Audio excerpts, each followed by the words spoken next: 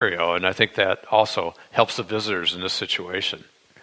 The other aspect of the AFC is that I completely admire what the Patriots do and what they've done, and I cannot stand that the greatest dynasty in modern NFL football is trying to play like they're the overlooked underdogs this week. It's making me sick, Jeff. Yeah, it's really absurd. That the whole interview by Brady was just really ridiculous, and I had to laugh because I know that he knows better, and he's just kind of playing to the crowd and playing to his teammates and all that. But you can't really expect anybody to believe that. Good Lord. That you, first of all, that you suck. No. Second of all, that everyone thinks you're going to lose. Really, Tom? I don't think so.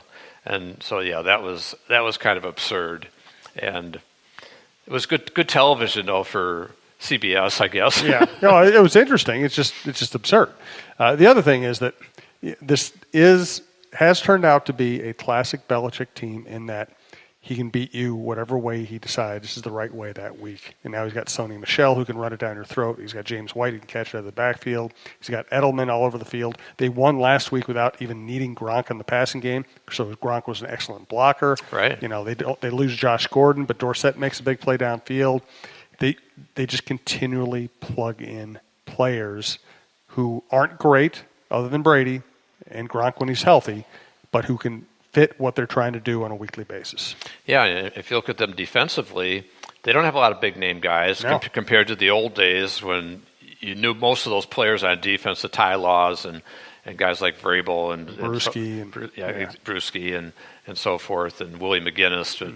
But it's a little different now, and I think the average fan probably can't even identify more than a handful of Patriots defensive guys. I know Adrian Claiborne's there because our agent group represents him, and he had a sack last week, so we were happy about that. But and the McCourty twins, of course, are in the secondary. And I think where the weather has an impact, Tyreek Hill had a huge game against them last time in whatever it was in September, October, and it's tough. If Mahomes can't get the ball downfield, Tyreek Hill had 7 catches, 142 yards, and 3 touchdowns. And what you saw in that game was the Patriots secondary did not have the speed to stay with him. Well, now it's a different deal. In whatever 5-degree weather or 7-degree weather, how much can Tyreek Hill run away from that secondary? How much does it slow him down if the field's slippery and all that? And again, major impact on what's going to happen, I think. But stranger things have happened, so we'll see. Absolutely. Once again, whitebearlakesuperstore.com. Check them out. And also, if you like football-themed apparel, check out sodastick.com. They sponsor our basketball show with John Krasinski on the network, and they produce all kinds of apparel, Minnesota-related apparel, and they have some special runs with John Randall and Randy Moss. Check them out as well. They've been a good sponsor for the basketball show for a long time. The NFC teams, I like both of them. I like Sean McVay. I like his energy, his intelligence. I like Goff. I like Gurley. I don't like their owner very much, though. But I always feel like I have to pull for the Saints because, you know, that city has been through so much. That team is, you know, sometimes some teams in some towns are just there for entertainment, right? I've spent a lot of time in New Orleans, and I know a lot of people live there. The Saints are really important to that city, and they rallied around them after Katrina, and they play in that dumpy old Superdome where, you know, all the bad things happen, and that dump is still standing. And Drew Brees, midway through his career, he goes to the Saints, and he moves to Uptown, and he coaches his kids out in public, and he does all kinds of good works. I just find it hard to not root for the New Orleans Saints. Now, when Greg Williams was there, that was a little different. Yeah. But this iteration of the Saints, I have a hard time pulling against them. And I agree. I do. And again, another terrific matchup, exciting matchup, and a rematch of a 45-35 Saints win when the Rams were unbeaten in Week 9. So there could be a little payback the Rams are looking for. But I agree with you about the Saints and the city of New Orleans, a special place, special town, and everything that they went through post-Katrina. And the Saints were such a big part of that, of just rallying everybody's spirits in that city. And so I'm not necessarily a big Sean Payton guy.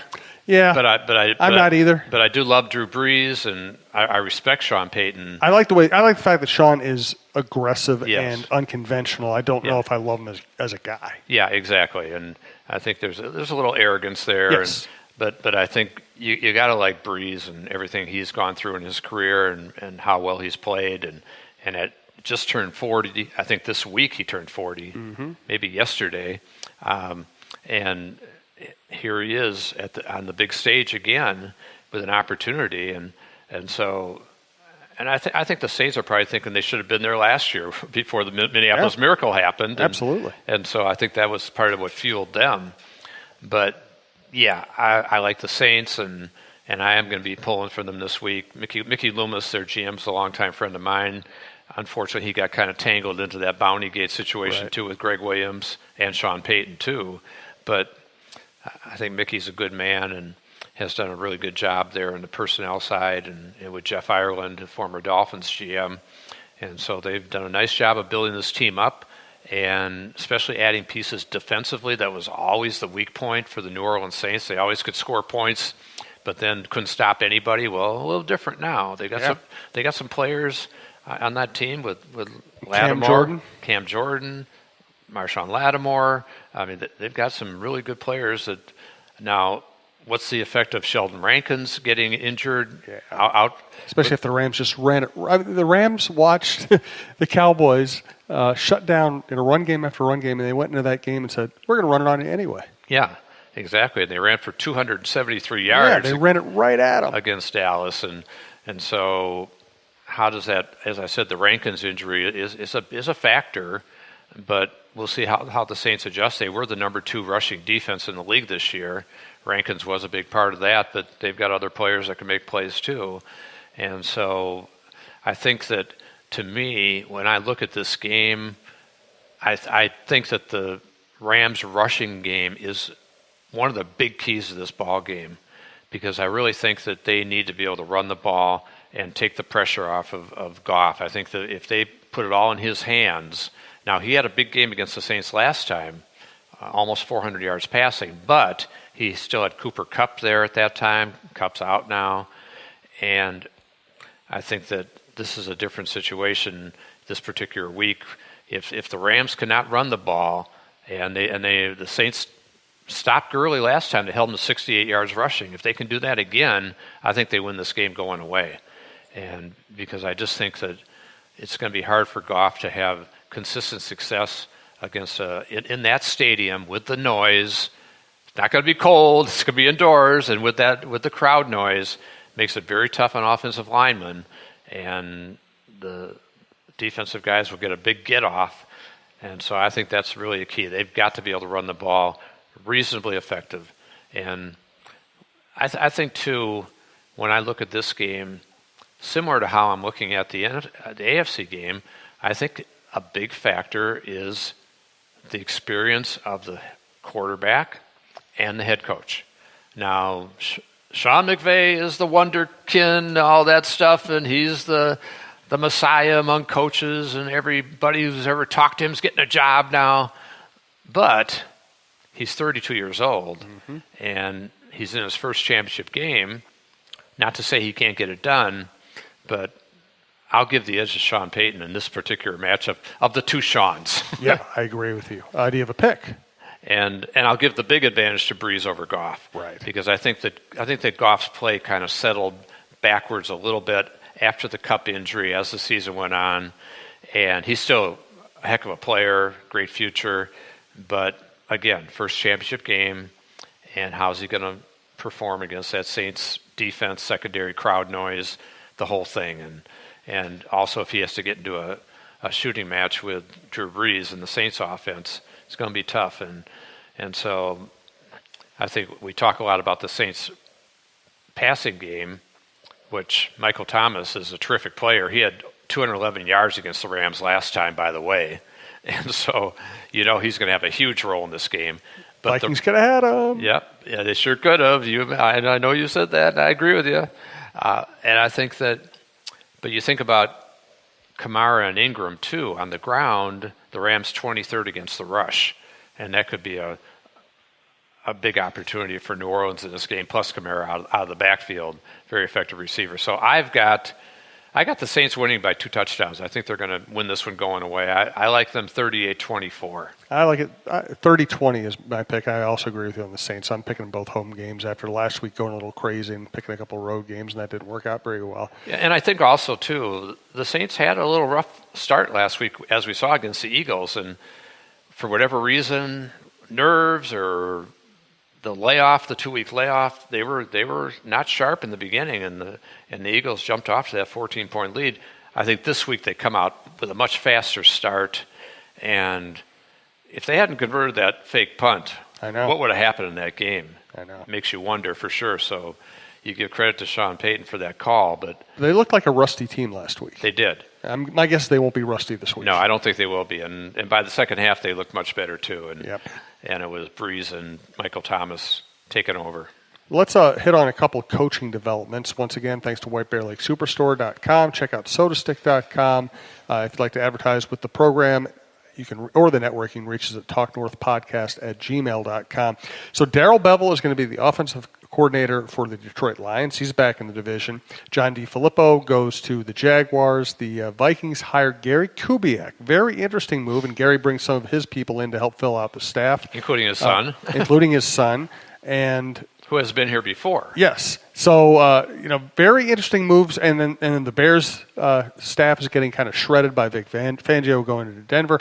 A lot of very interesting moves around here. Yeah, the one that caught my attention, of course, Gary Kubiak, first of all, and bringing his son Clint in here, who worked in quality control, I believe, for a couple of years. So Kevin Stefanski knows him, obviously. And I know Gary Kubiak and got to know him back in the days with the Titans and in the division when he was with the Texans, and a good guy. Mm-hmm. He is a good guy. I like Gary, and I think I don't see him coming in here and stepping all over Kevin Stefanski's work as a coordinator. I think he will be a good asset to him, and I think that's what Zimmer was looking for, is to have maybe a little bit more of that experienced guy, kind of a la Tony Sperano, what he had before, and kind of help in that regard. And so hopefully that will be the case, because I would hate to see Kevin Stefanski feel stifled by the situation. I don't think he will. I know Kevin well enough that he's a confident guy, and he'll do his thing and take the input from everybody, and I think he's a real team guy. So I think that'll work out. The other thing that caught my attention coaching-wise was the Bears staff being rated, as we talked before. When Fangio left, big effect, potentially, when you lose your defensive coordinator on a top defense. Now, they still got great players, obviously. But then Ed Donatel, who was their secondary coach, goes to Denver as the defensive coordinator under Fangio. And secondary coaches, as we know, very important position on a defense. If you're messing up in the secondary, it's going to be a problem, because that's when guys are running scot-free and blowing coverages and all this and that. So I think that kind of a double whammy for the Bears defensively to lose both those guys, which will play to the benefit of the Vikings, obviously, and the other teams in the division. The Packers, to me, just a really curious kind of bunch of moves that they've made, and LaFleur coming in there and all that, and so we'll see how it all shakes out. And I believe they brought in the coordinator from Jacksonville as their offensive coordinator. Is that right? Yep, absolutely. I can catch up on the Packer coaching moves as we go. I don't want to give out any bad information here. But the other interesting thing about Kubiak, to go back to him, Mark Craig came up with this stat. During his career as a head coach or offensive coordinator, his teams ran the ball 47% of the time, which is exactly what Zimmer wants. As you said, the interesting thing will be, how does the dynamic play out between the communication of Zimmer, Kubiak, Stefanski on game days? Who knows? But it might actually be good for Stefanski that he won't be hearing directly from Zimmer. He might be getting kind of a more easier going version of instructions from Kubiak. Yeah, and I think that's true. I think that stat is probably a little bit skewed by the Texans years, where they didn't necessarily have great quarterbacking a lot of those years were Matt Schaub and then a whole host of characters until Deshaun Watson arrived.